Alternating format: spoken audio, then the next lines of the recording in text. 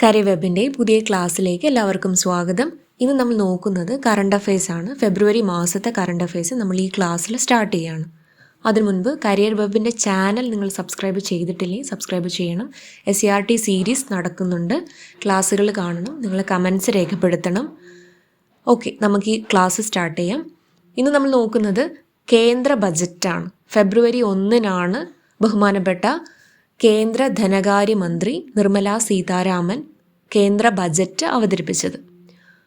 ബജറ്റാണ് നമ്മൾ ഈ ക്ലാസ്സിൽ തുടങ്ങുന്നത്. ഫെബ്രുവരി മാസത്തെ കറണ്ട് അഫയേഴ്സിൽ നമ്മൾ സ്റ്റാർട്ട് ചെയ്യുന്നത് ബജറ്റാണ്. ഓക്കെ, നമുക്ക് നോക്കാം. നമ്മുടെ ക്ലാസ്സിലേക്ക് കടക്കുന്നതിന് മുൻപ് എന്താണ് ബജറ്റ് എന്ന് നിങ്ങൾക്കൊരു ധാരണ ഉണ്ടായിരിക്കണം. എന്താണ് ബജറ്റ്?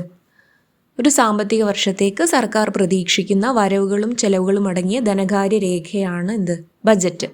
ഇന്ത്യൻ ഭരണഘടനയിൽ ഏത് വകുപ്പിലാണ് ബജറ്റിനെ കുറിച്ച് പ്രതിപാദിച്ചിരിക്കുന്നത്? 112, മറക്കരുത്. 112ാമത്തെ വകുപ്പിലാണ് ബജറ്റ്, കേന്ദ്ര ബജറ്റിനെ കുറിച്ച് പ്രതിപാദിച്ചിരിക്കുന്നത്. ഇന്ത്യൻ ഭരണഘടനയിൽ ബജറ്റ് എന്നല്ല, വാർഷിക ധനകാര്യ പ്രസ്താവന, ആനുവൽ ഫിനാൻഷ്യൽ സ്റ്റേറ്റ്മെൻറ്റ് എന്നാണ് പരാമർശിച്ചിരിക്കുന്നത്. ഇത് മനസ്സിലാക്കി വെക്കുക. ഇന്ത്യൻ ബജറ്റിൻ്റെ പിതാവ് എന്നറിയപ്പെടുന്നത് PC മഹാലനോബിസ് ആണ്.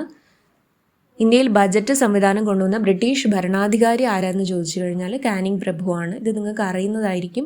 അറിയുന്നവർക്ക് ഒരു റിവിഷൻ ആവട്ടെ എന്ന് കരുതിയാണ് ഞാൻ പറയുന്നത്. കറണ്ട് അഫയേഴ്സ് നേരിട്ട് ബജറ്റിലേക്ക് കടക്കുന്നതിന് മുൻപ് എന്താണ് ബജറ്റ് എന്ന് നിങ്ങൾക്കൊരു ധാരണ ഉണ്ടായിരിക്കണം.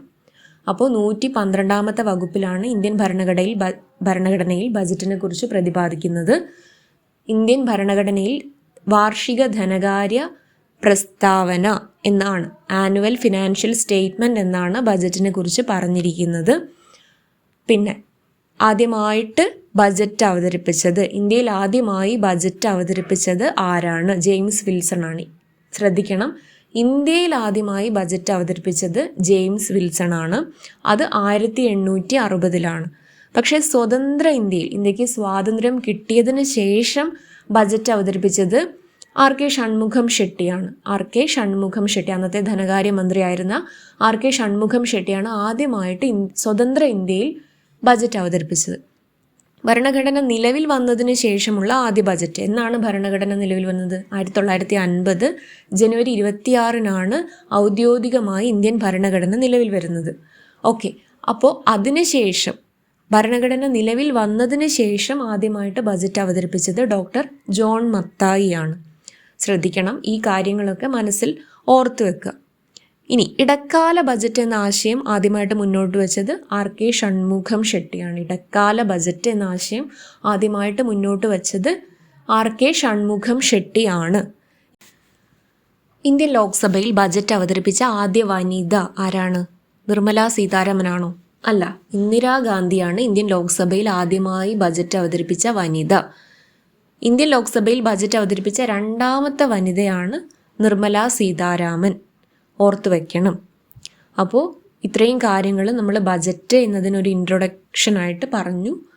ദെൻ നമുക്ക് കറണ്ട് അഫയേഴ്സിലേക്ക് കടക്കാം. 2019 ഇന്ത്യയുടെ ആദ്യ വനിതാ ധനകാര്യമന്ത്രിയായി ചുമതലയേറ്റ നിർമ്മല സീതാരാമൻ്റെ 9ാമത് ബജറ്റ് അവതരണമായിരുന്നു 2026 ഫെബ്രുവരി 1. ശ്രദ്ധിക്കണം, നിർമ്മല സീതാരാമൻ്റെ എത്രാമത്തെ ബജറ്റ് അവതരണമായിരുന്നു? 9ാമത്തെ ബജറ്റ് അവതരണമായിരുന്നു 2026 ഫെബ്രുവരി 1 നടന്നത്. കഴിഞ്ഞ ഓഗസ്റ്റിൽ ഉദ്ഘാടനം ചെയ്ത കർത്തവ്യ ഭവനിൽ വെച്ച് തയ്യാറാക്കിയ ആദ്യ ബജറ്റായിരുന്നു. ഒരു പ്രധാനമന്ത്രിക്ക് കീഴിൽ തുടർച്ചയായി 9 തവണ ബജറ്റുകൾ അവതരിപ്പിച്ചെന്ന റെക്കോർഡുമായി നിർമ്മല സീതാരാമൻ. ഒരു പ്രധാനമന്ത്രിക്ക് കീഴിൽ തുടർച്ചയായി 9 തവണ ബജറ്റുകൾ അവതരിപ്പിച്ചെന്ന റെക്കോർഡുമായി നിർമ്മല സീതാരാമൻ. ബജറ്റ് പ്രസംഗ സമയം 2026 85 മിനിറ്റാണ്. ഏറ്റവും ദൈർഘ്യമേറിയ നിർമ്മല സീതാരാമൻ്റെ ബജറ്റ് പ്രസംഗം 2020 അത് 160 മിനിറ്റായിരുന്നു. മുഖ്യ സാമ്പത്തിക ഉപദേഷ്ടാവ് ആരായിരുന്നു? V. അനന്ത നാഗേശ്വരൻ. കഴിഞ്ഞ 4 ബജറ്റുകളിലും പങ്കെടുത്ത ഉദ്യോഗസ്ഥനാണ് V. അനന്ത നാഗേശ്വരൻ. ഇനി ബജറ്റ് അവതരിപ്പിച്ച ധനമന്ത്രിമാർ ആരൊക്കെയാണെന്ന് നമുക്ക് നോക്കാം. മൊറാർജി ദേശായി 10 തവണ. അപ്പോൾ ഏറ്റവും കൂടുതൽ ബജറ്റ് അവതരിപ്പിച്ചത് മൊറാർജി ദേശായി ആണ്, 10 തവണ. P. ചിദംബരം 9, പ്രണബ് മുഖർജി 8, യശ്വന്ത് സിൻഹ 7, മൻമോഹൻ സിംഗ് 6. പ്രധാനമന്ത്രി ആയിരിക്കെ 1970 ബജറ്റ് ഇന്ദിരാഗാന്ധി അവതരിപ്പിച്ചിട്ടുണ്ട്. ഞാൻ പറഞ്ഞു ലോക്സഭയിൽ ആദ്യമായി ബജറ്റ് അവതരിപ്പിച്ച വനിത ഇന്ദിരാഗാന്ധിയാണ്. രണ്ടാമത്തെ വനിതയാണ് നിർമ്മലാ സീതാരാമൻ.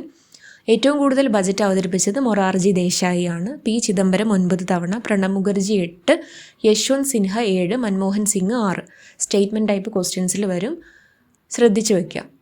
2026 കേന്ദ്ര ബജറ്റിനെ ചരിത്രപരമെന്ന് വിശേഷിപ്പിച്ചതാരാണ്? പ്രധാനമന്ത്രി നരേന്ദ്രമോദി. രാജ്യത്തിൻ്റേത് സ്ഥിരതയുള്ള വളർച്ചയാണ്. മൂന്നാം മോദി സർക്കാരിൻ്റെ മൂന്നാം ബജറ്റ് യുവശക്തിയിലൂന്നിയാണ് എന്ന് അഭിപ്രായപ്പെട്ടത് ധനകാര്യമന്ത്രി നിർമ്മലാ സീതാരാമൻ. ഇനി എന്തൊക്കെയാണ് ബജറ്റ് പ്രഖ്യാപനങ്ങൾ എന്ന് നമുക്ക് നോക്കാം.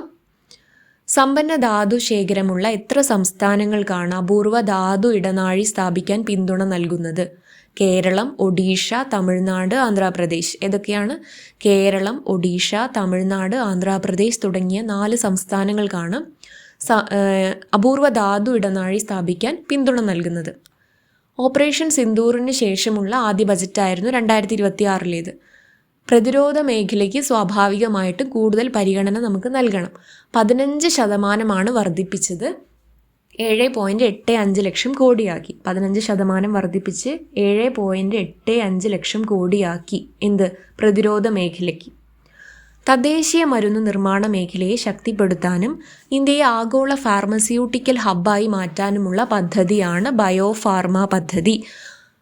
ശ്രദ്ധിക്കണം, തദ്ദേശീയ മരുന്ന് നിർമ്മാണ മേഖലയെ ശക്തിപ്പെടുത്താനും ഇന്ത്യയെ ആഗോള ഫാർമസ്യൂട്ടിക്കൽ ഹബ്ബായി മാറ്റാനുമുള്ള പദ്ധതിയാണ് ബയോ ഫാർമ പദ്ധതി. ദക്ഷിണേന്ത്യയിലെ 3 സംസ്ഥാനങ്ങളെ ബന്ധിപ്പിച്ചുകൊണ്ട് അതിവേഗ റെയിൽ ഇടനാഴി. ഏതൊക്കെയാണ്? തമിഴ്നാട്, കർണാടക, തെലങ്കാന. ചെന്നൈ, ബാംഗ്ലൂരു, ഹൈദരാബാദ് എന്നീ സിറ്റികളെ ബന്ധിപ്പിച്ചാണ് അതിവേഗ റെയിൽ ഇടനാഴി ആരംഭിക്കുന്നത്. ദക്ഷിണേന്ത്യയിലെ 3 സംസ്ഥാനങ്ങളെ ബന്ധിപ്പിച്ചുകൊണ്ട് അതിവേഗ റെയിൽ ഇടനാഴി. ഇലക്ട്രോണിക്സ് IT യുഗത്തിന് വേഗത കൂട്ടാൻ semiconductor mission ISM 2.0. Himachal Pradesh, Uttarakhand, Jammu Kashmir, Araku താഴ്വര എന്നിവിടങ്ങളിൽ പർവ്വതയാത്രകർക്ക് അനുയോജ്യമായ മൗണ്ടൻ ട്രെയിലുകൾ സ്ഥാപിക്കും. തമിഴ്നാട്, ആന്ധ്രാപ്രദേശ് സംസ്ഥാനങ്ങളിലായി വ്യാപിച്ചു കിടക്കുന്ന പുലിക്കട്ട് തടാകത്തിൽ പക്ഷി നിരീക്ഷണ യാത്ര ബേർഡ് വാച്ചിംഗ് ട്രെയിൽ സംവിധാനം ഒരുക്കും. കടലാമ പ്രജനന കേന്ദ്രങ്ങളിലേക്കുള്ള വിനോദസഞ്ചാര പാത പദ്ധതിയിൽ ഒഡീഷയ്ക്കും കർണാടകത്തിനുമൊപ്പം കേരളം.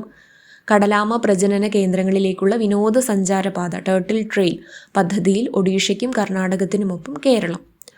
കാർഷിക വിഭവ ലഭ്യതയ്ക്ക് അഗ്രിസ്റ്റാക്ക് പോർട്ടലുകളെയും കേന്ദ്ര കാർഷിക ഗവേഷണ കൗൺസിൽ പാക്കേജിനെയും നിർമ്മിത ബുദ്ധി സാങ്കേതിക വഴി ബന്ധിപ്പിക്കുന്ന ഓൺലൈൻ സംയോജിത സംവിധാനമാണ് ഭാരത് വിസ്താർ. ഭാരത് വിസ്താർ എന്താണ്? കാർഷിക വിഭവ ലഭ്യതയ്ക്ക് അഗ്രിസ്റ്റാക്ക് പോർട്ടലുകളെയും കേന്ദ്ര കാർഷിക ഗവേഷണ കൗൺസിൽ പാക്കേജിനെയും നിർമ്മിത ബുദ്ധി സാങ്കേതിക വിദ്യ വഴി AI വഴി ബന്ധിപ്പിക്കുന്ന ഓൺലൈൻ സംയോജിത സംവിധാനമാണ് ഭാരത് വിസ്താർ. ഭിന്നശേഷിക്കാർക്ക് ഉപജീവന മാർഗം ലഭ്യമാക്കുന്ന പദ്ധതിയാണ് ദിവ്യാംഗ് ഘോഷാൽ യോജന.